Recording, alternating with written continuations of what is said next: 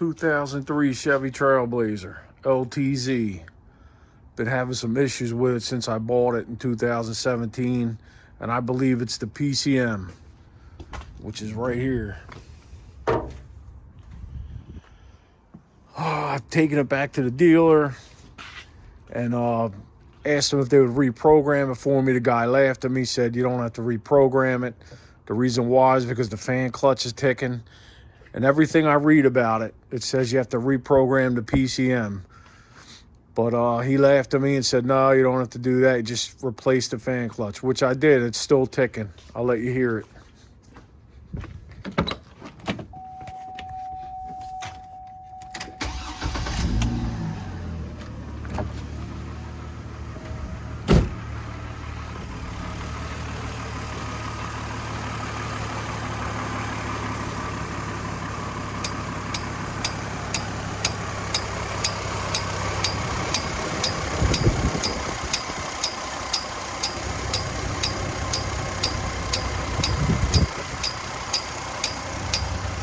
Yup, that's the fan clutch.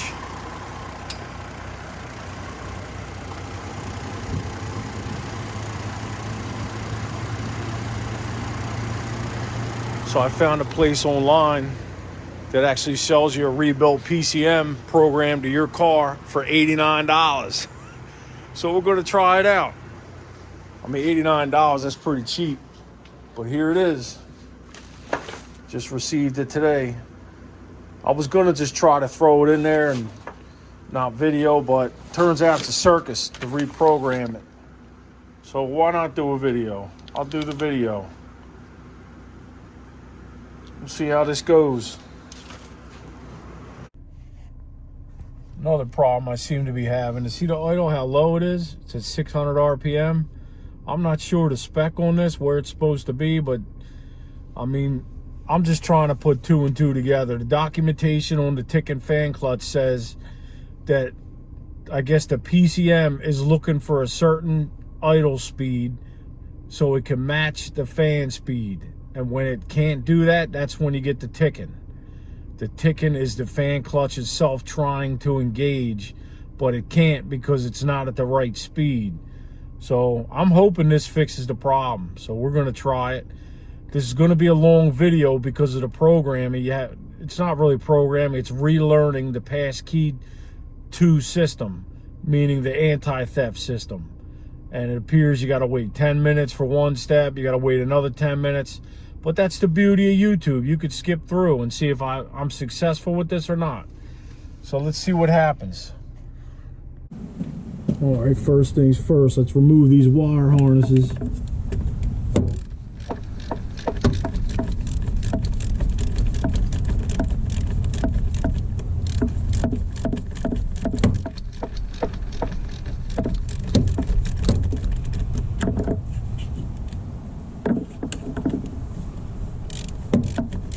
Using a 7mm.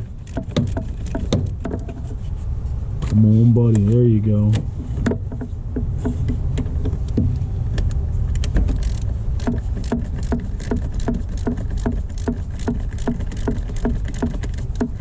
I hope this fixes my problem, but you know, it's never that simple. $89. Sounds awful cheap. But if worse comes to worse, I'll just put this one back in. Even if I got to take the loss on the $89 one, I don't care. I mean, to get a new one from the dealer, I'd be looking at least $1,000 plus programming. So we'll see what happens here. I still may have to go that route to the dealer, but I'm going to try this now. I won't go back to the same place I went before because obviously they don't want to work.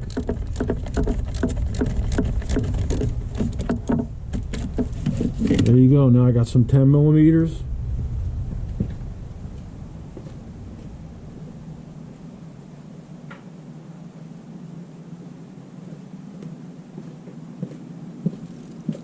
All right, let's remove the 10mm. It's a pretty simple job, except for the passkey relearn. That seems pretty simple too, just time consuming.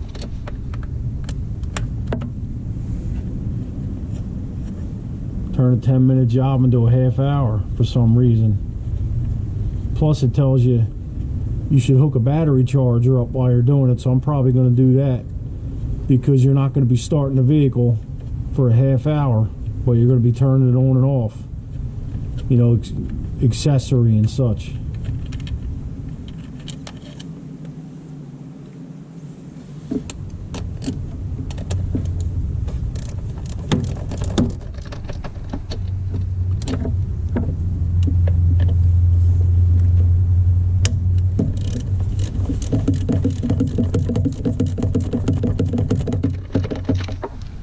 It's a little cold to be doing this. It's in the 20s.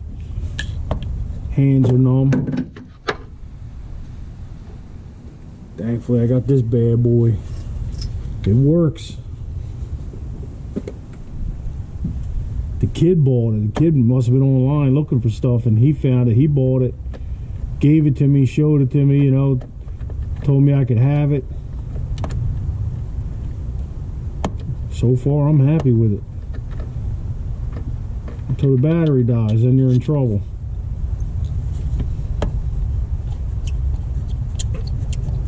Alright, just one nut here because I'm missing a nut. It's been missing since I bought it. There you go.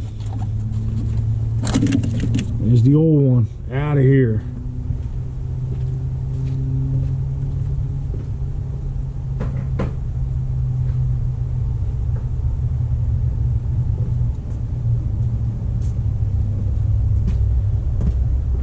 Alright, here's the new one.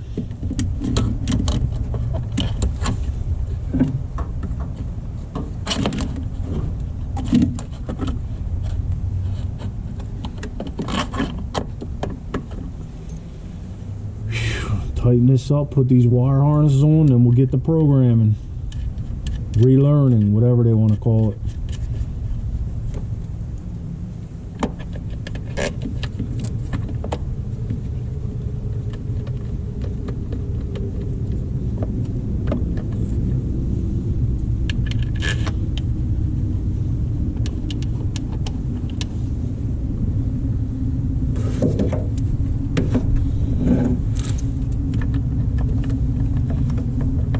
Yeah, fingers don't want to work right in the cold.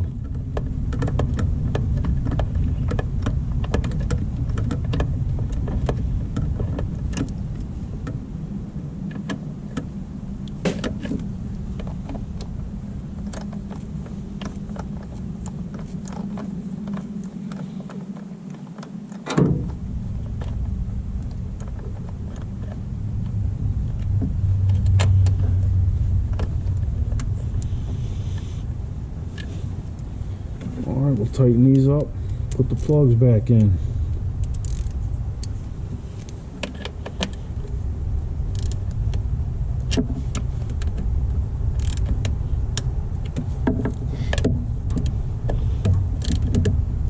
Alright.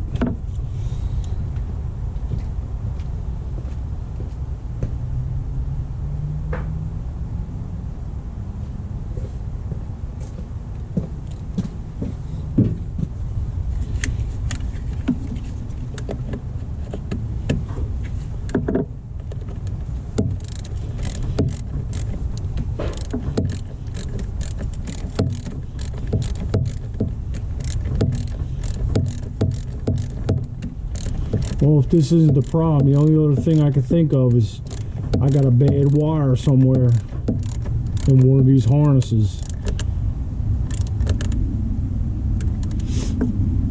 Good luck finding that.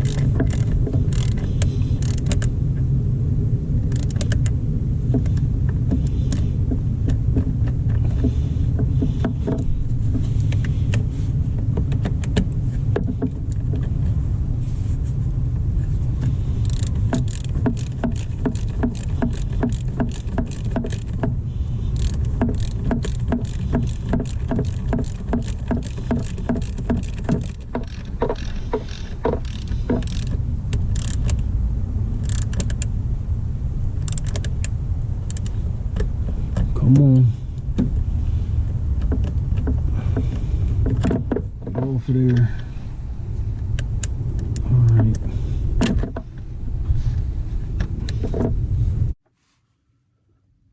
Alright, so I'm inside the car now. I got a battery charger hooked up.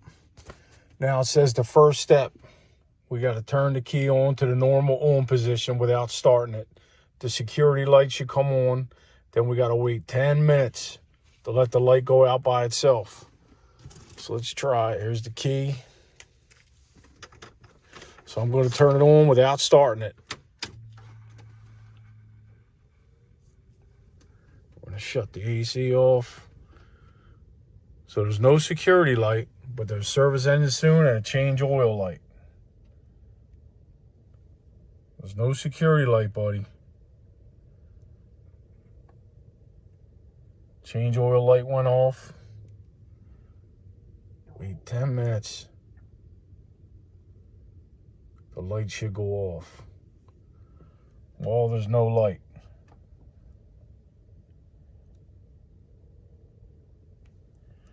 So since there's no light, I'm just going to go to the next step. Turn key off for 5 seconds. Do not remove key from ignition. All right.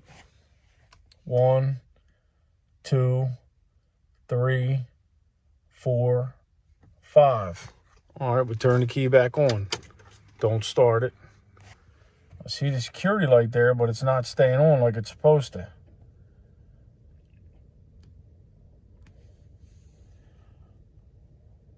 So maybe this is already programmed. Maybe this is already ready to go, or there's something else major wrong with this car. I don't know. When I first bought it, you know, it was basically a flip. This was in a major accident. It has a reconstructed title. A dealer put it back together. They did a crappy job. Maybe they did something funny. But since the security light's not on, I'm going to turn it off again. All right. So it's off. All right, now it wants me to do it a third time. Okay, has that been about 5 seconds? Yeah, it's been about 5 seconds with it off without taking the key out of the ignition. Let's turn it back on again. There's a security light, but it goes out. So we're going to turn it off again.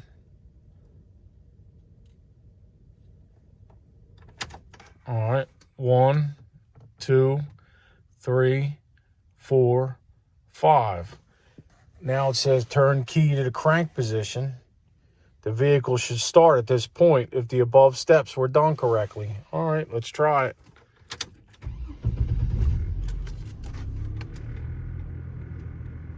So it's running.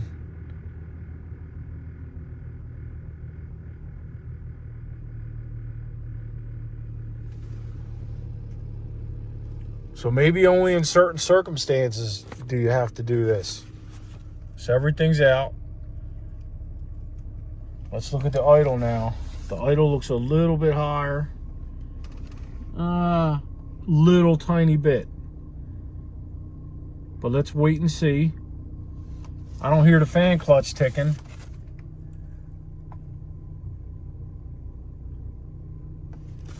Let's go out and check it out.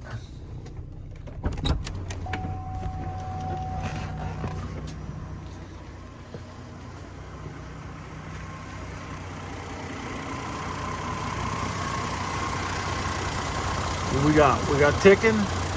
Where you at? No ticking.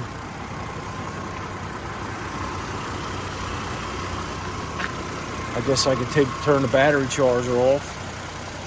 Yeah, it's an old school here, old Sears charger. Let's take that off.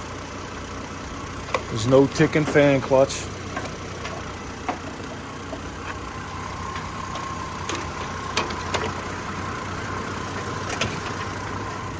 Yup, it definitely would have been ticking by now.